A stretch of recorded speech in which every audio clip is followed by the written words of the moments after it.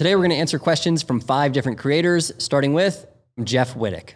Yo, Colin and Samir. What's going on, boys? I wanted to ask you guys, how do you remain friends for so long, you know? Business partners, friends, content partners. Damn it! My real question is, how much money you guys making, huh? Tell us the truth. How much you making? All right? Be honest. That was so good. So wait, which question? Do we answer both questions? To the best of our ability. Yeah, you got to do both. You have to Okay, do both questions. Both questions. All right. So the first one, how have we remained friends for the last 10 years? Answer, we're not friends. We're not actually friends. Yeah. Which is weirdly actually the answer we give people. Yeah. That we started out as employees. Like you were my boss when we Yeah. first started. So our context is not that we were friends who went into a business. Our immediate context is we've always been working with each other. Right. It's always been about work. And we just so happen to have built a friendship out of work. Exactly. Yeah. So that's really And we important. made so much money for so many years that it's like, whatever. We'll just keep it going. It's totally fine. We should be honest with that. We'd made no money for a long time. So we've been through like the trenches together. I would say it feels similar to playing on a sports team with someone where you're like waking up early and working out and like it sucks. And you have to go through these things that suck, but that creates a bond that's like, we're just in this together to solve these problems. Yeah. All right. Second question. How much money are we making? He said, tell everybody the truth. My real question is, how much money you guys making, huh? Tell us the truth. How much you making? Okay, we're going to do that to the best of our ability. So first, we haven't this year shown how much we've made on YouTube. So that's a good place to start. Oh, wow. I didn't even know that. So we've made $94,809 just from YouTube this year. That's pretty amazing. Which is the most we've ever made in a year, definitely. Yeah. So basically, we've been pretty consistently making like $15,000 a month. The first 2 months of the year, we made $17,000. From AdSense specifically. From Just AdSense specifically, yeah. For context, in our lifetime on YouTube, we made $228,000. So like, that's pretty crazy. 94 has been made of that in the last 6 months? 94,000 of 228,000, which is this percentage, has been made in the last 6 months. I think most people want to know how much money you make off of the platform, which is like a number we can't give. But I would say that it's like a surprising amount for me, I think. Yeah. But I didn't anticipate how much money we would also have to spend to make that much money. That's the interesting part. There's 10 people who make money from the things we do. That to me is like the important context to have. So obviously $94,000 does not pay for reasonable amounts of money for 10 people to make. And included in those 10 people are you and I.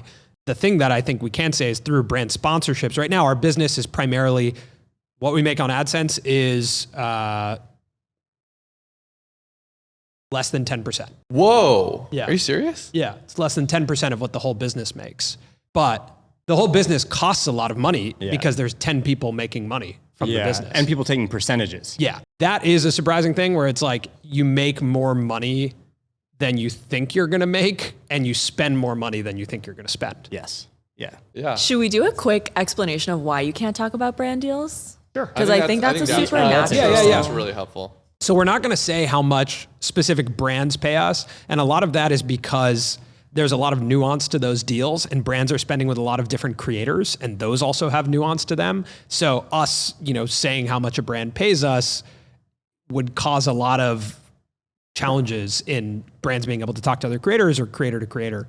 So that's why most brands... And you sign NDAs. Yeah, and most brands put in the contract that you're not going to talk about how much they're spending with you. So you feel like the culture of like brand partnerships not being disclosed is not a negative one? I don't think it's a negative. Okay. I think it would be too challenging of an environment if everyone was saying how much they were making, because it's not standardized. It's not like, oh, because he gets 1 million views a video, that's how much he's getting paid. There's too much nuance in like your niche and your value to the brand. I think some people may consider it a little bit of a harsh perspective, but at the same time, you're worth what you say yes to. Yeah. Like if you sign a contract, you've put in writing that like, this is what my work is worth. I think the best thing creators can do is talk to each other internally to help and get a better idea of how can I negotiate, where should my rates be, and to have help and not be negotiating for yourself, like to have someone else on your behalf negotiating. I think it's a competitive environment, and I think you should be able to pitch yourself, and if you can win more business than the next person, like I think that's your competitive advantage. I think teaching though, like teaching people how to sell and how to negotiate and how to get brand partnerships is what's really important. Yeah, and how to understand your worth. Yeah. So that you can confidently say yes or no to something. All right, we're gonna watch the next one.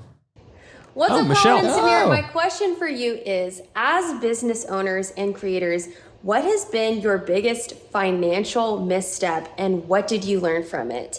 The best way we can learn is from each other's wins and from each other's mistakes. So I'm curious what that is for y'all. Biggest financial misstep. Personally, for me, when we left our Hiring company, Tyga.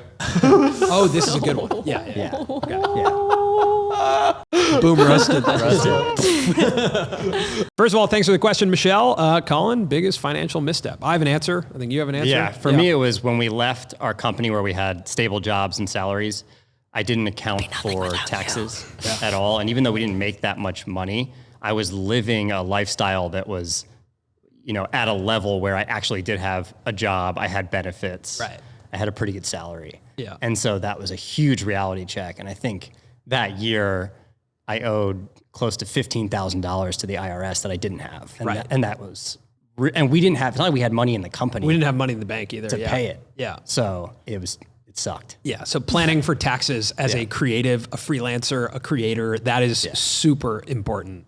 During the years where we were really like struggling and like kind of strapped for cash, that created a situation that when we did start to have money, I didn't know how to spend it and I was too scared to spend it.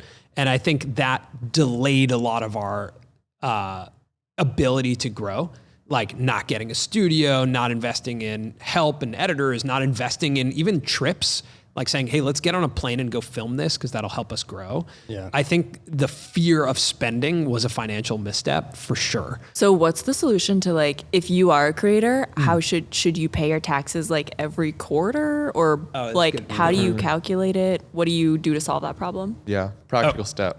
Okay, taxes. Here's like the practical step. First and foremost, every dollar you get in, if you're a freelancer or creator, not on salary, 50% of it, put it away. Put it somewhere else. 50%? Don't even pretend that you have access to 50% of it. Just like put it in a savings account. So if you get $200, $100 goes into the savings account. That's not your money. That would be my number one piece of advice. The second is read up on taxes, look at TurboTax, find a tax accountant, like find someone to help. The first thing we ever really spent money on as a business was an accountant. So that's how that problem got solved. Yeah, before we even really were making money, we Totally. hired an accountant just to be like, It was almost like embarrassing how little money Yeah. they were helping us. yeah, And because the money kept going down. Too. Right. So there were, yeah. there's like, they can see everything. It's terrible. I think as a freelancer, like just making sure you're saving receipts and everything too Yeah, is so yeah. important. Like That's a track good your one, too. expenses. Yeah. That's a good one too. It's a great practical piece of advice. Save your receipts because when you're creative freelancers, so much is a write-off. Yeah, and calculate your burn. How much money does it actually cost you to live? Sometimes I didn't even know that. Yeah. Like I had no idea in 2016 Yeah. how much money it cost me to live until I didn't have the money to pay for that lifestyle. That's a great practical step. Wow, I think we just broke down a couple good ones. Yeah. Let's recap those. 1, the dollars you make, 50% of it, put it away. 2, keep your receipts and figure out how to write those things off.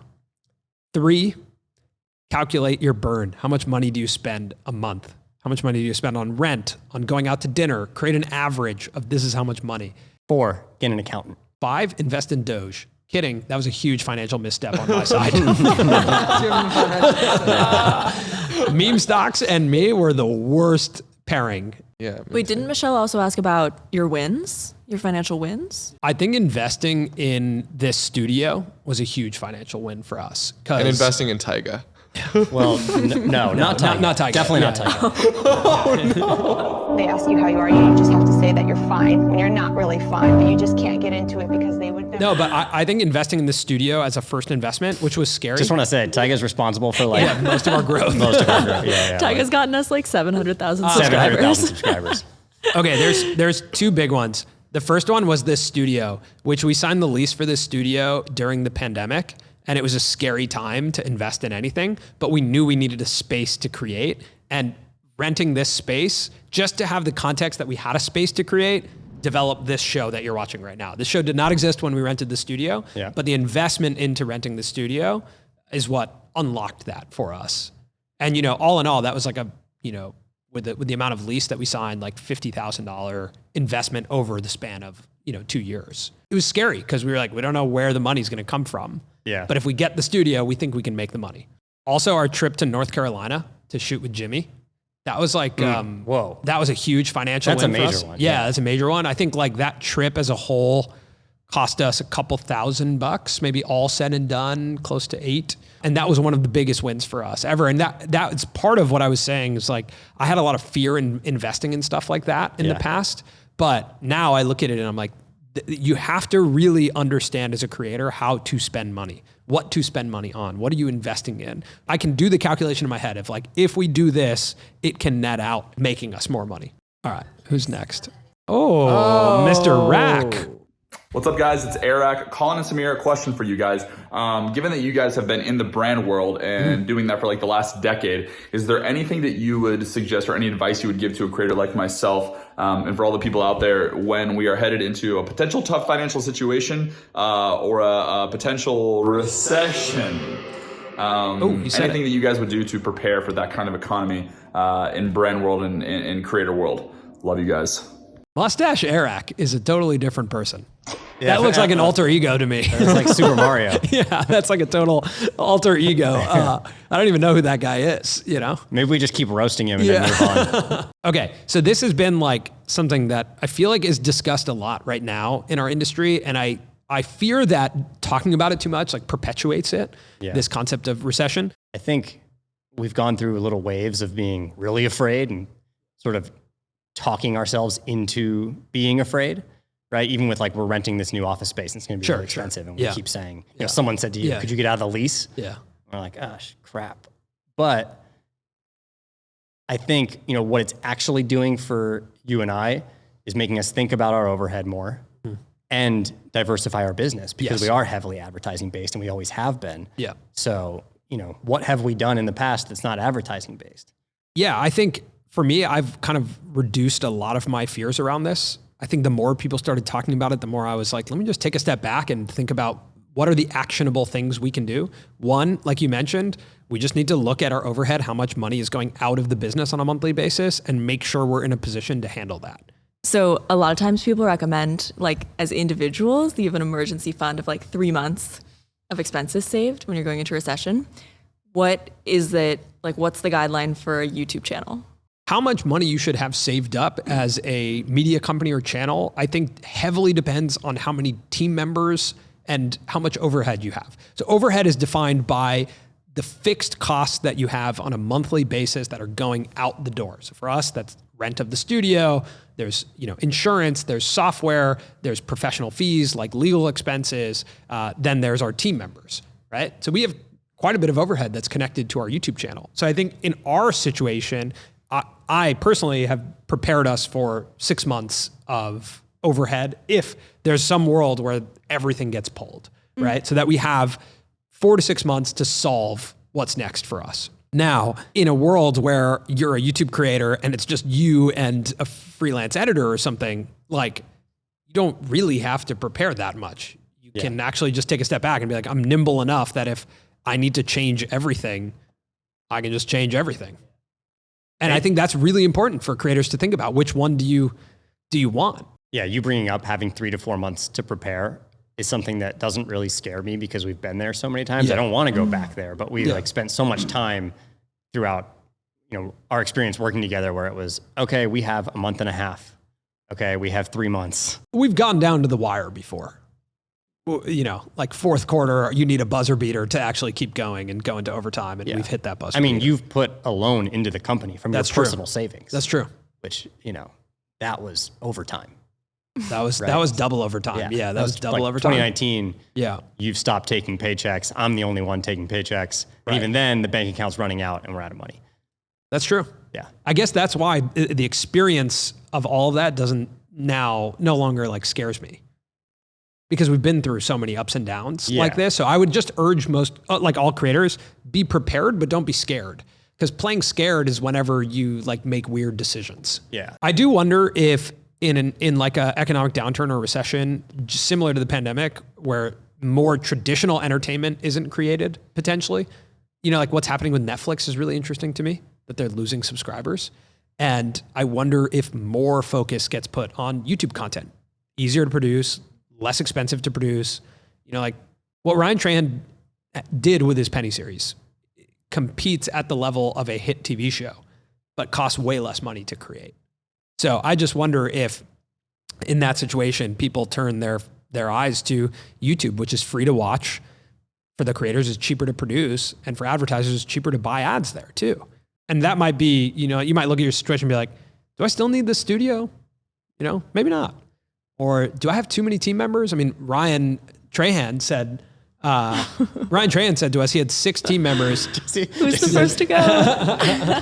Ryan Trahan went from 6 team members to 2, and now look at his content. Right? He's like nimble enough to evolve and do projects and do different that's things. not us though. That's not us. We don't want to be nimble, right? Never nimble. It's bulky or bust. It's everyone or nothing. I hope Airrack still has his mustache. Me too. Yeah. I'll always think of him as mustache Airrack. Airrack. Yeah. There's no other Airrack. All right. So the death of a star in the universe depends on what type of star it is and its mass. I'm already lost. Start that one over. And now a quick word from the sponsor of today's episode. All right. Before we get to that question from Marquez, we want to thank the sponsor of today's episode, Jellysmack. If you don't know by now, Jellysmack is the global creator company that helps creators reach new audiences and maximize their revenue. And now Jellysmack has expanded their offering to short form creators. Why did you look at me when you said short? It's a shorter form. So there's a lot of creators that have blown up on TikTok, but just having a large following on TikTok doesn't necessarily mean that you can actually monetize. Monetization is really hard. So that's where Jellysmack comes in. They're helping creators take that content that they've produced on TikTok and distribute it across platforms like Facebook and YouTube. After 1 month, food creator Josh Elkin 10x'd his revenue when Jellysmack launched him on Facebook Reels. And he also had 2 videos get over 12 million views.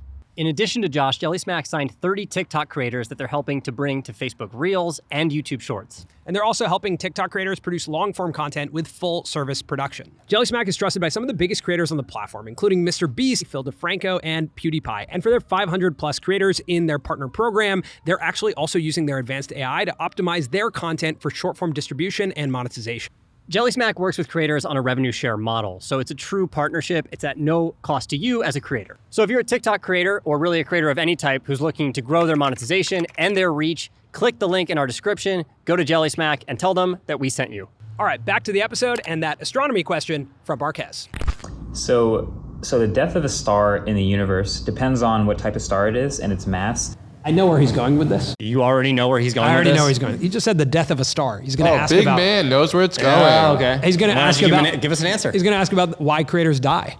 Like, why, not die, but why do creators burn out? All right, why don't you just watch the rest of the Well, episode? let him speak. My bad, Okay. guys, but I just want to predict. So they can explode into a supernova or collapse into a black hole. But the most common way that a star dies is just an average sized star will just burn out into a white dwarf and just chill for like 100 billion years.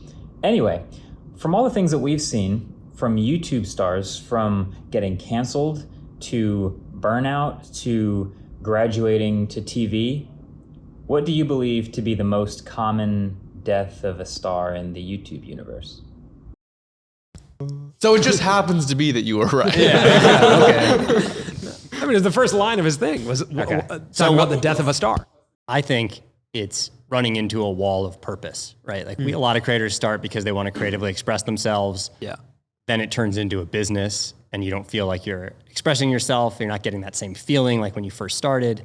And you often want to try something new because you don't feel like the expectation that you had for yourself of the type of life you'd be living and your purpose is being met anymore.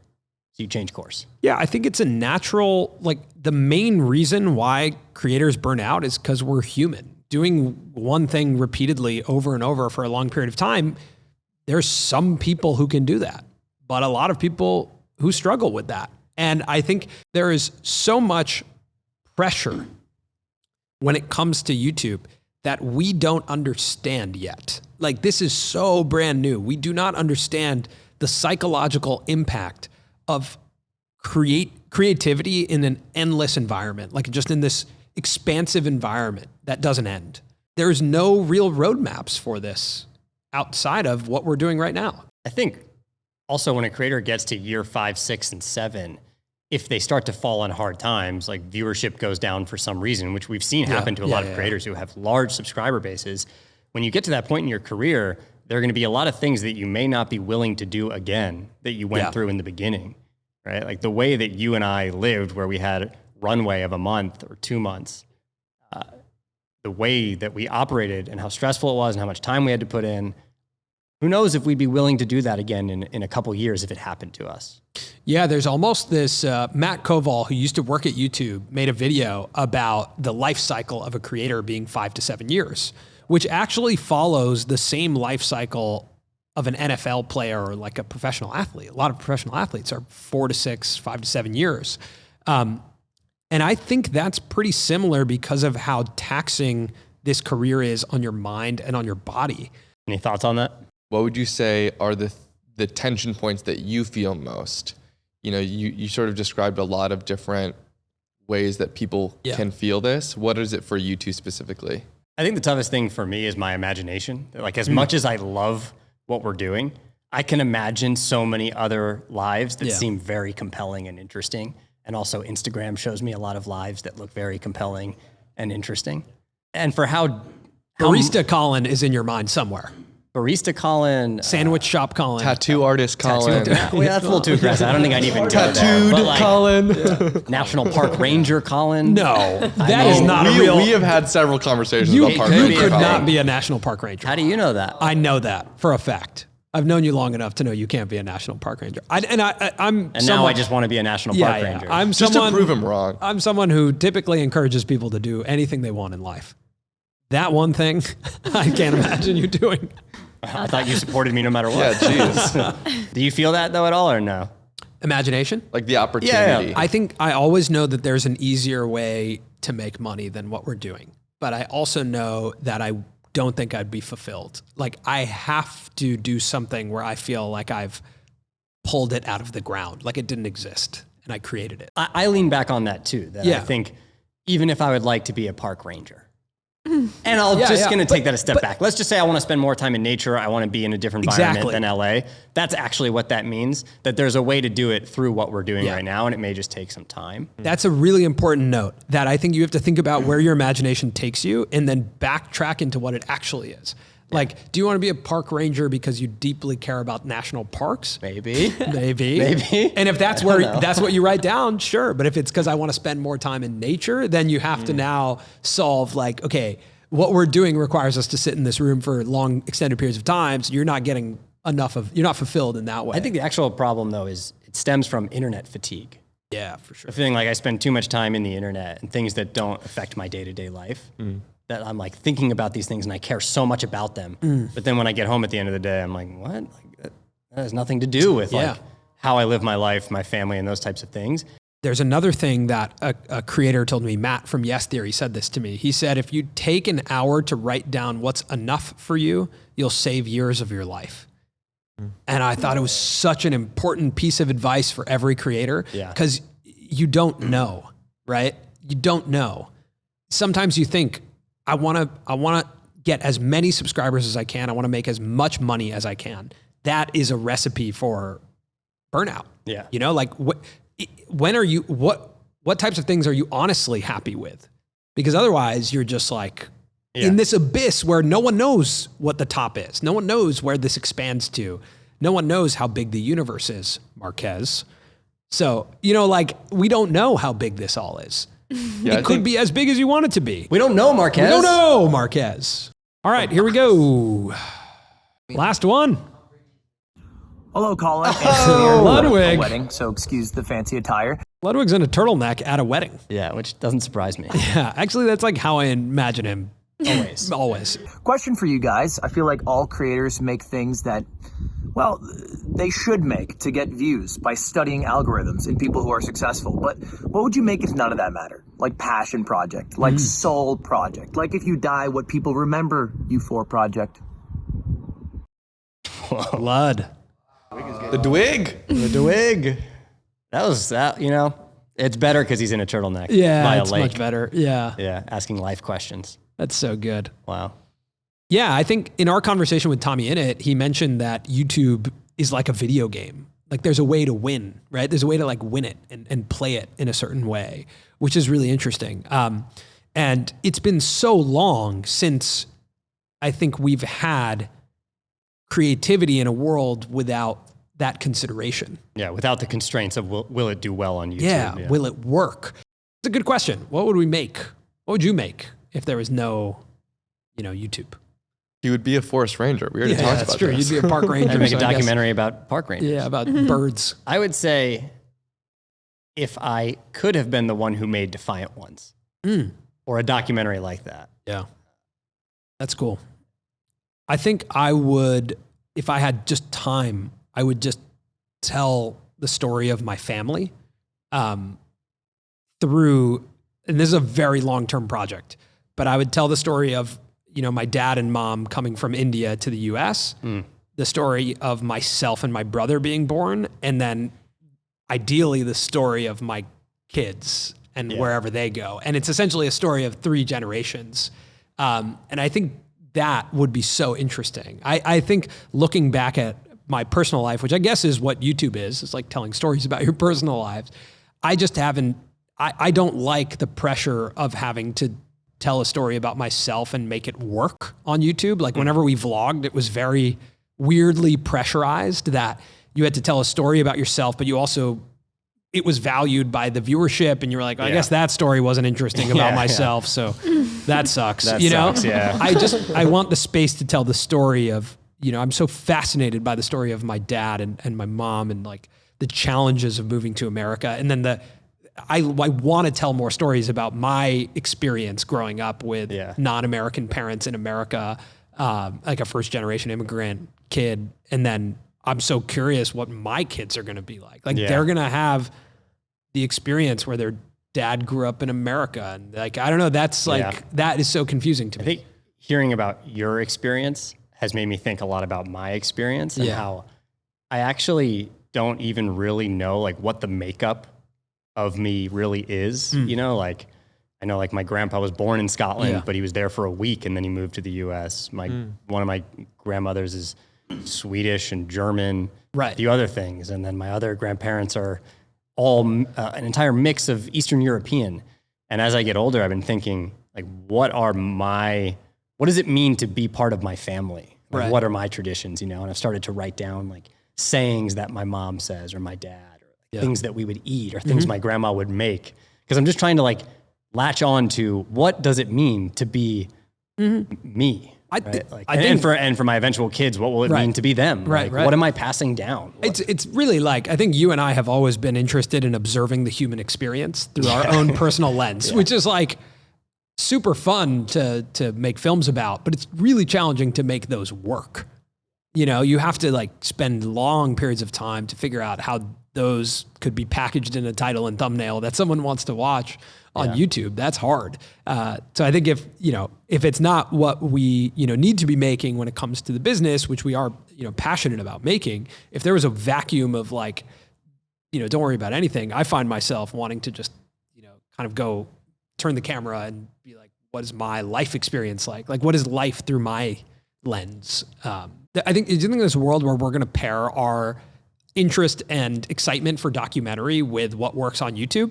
The story of Carl, I think, is a great example of something that we got really excited about, that was super fun to make and tell the story of someone. Not to like foreshadow, but I'm foreshadowing. That was really fun. That was great. Yeah. Great questions. I think from Ludwig, like that question is a really important question for all creators to ask themselves.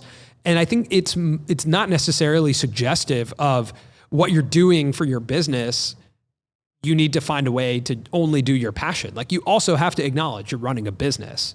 So I think it's just an important one to ask, because if you can find where those two match, it's really fun. But sometimes you don't even want the financial pressure of doing that passion project. You don't want that. You just want to go make that thing and not have any pressure around it. That's the dream creatively. Yeah, I think for all creators, what they do on their channels, on their platforms, is only a part of them. It will never be all of them. No. It's not even possible, right? No, it's not possible.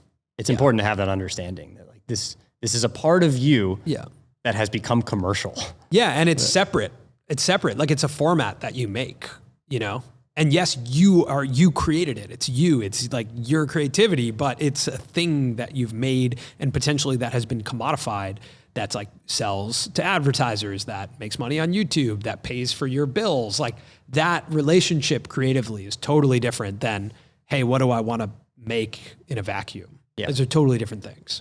So thanks to Jeff, Michelle, Eric, Ludwig, and Marquez for submitting questions. That was awesome. And this episode was actually inspired by video questions we've gotten on our Reddit. So if you have a question you want to ask us, you can go to r/ColinandSamir. You can either submit a video or you can even submit text. And we've been answering questions weekly on our podcast. So check out our podcast. They're audio exclusive episodes, and we answer questions once a week in our segment, Creator Support.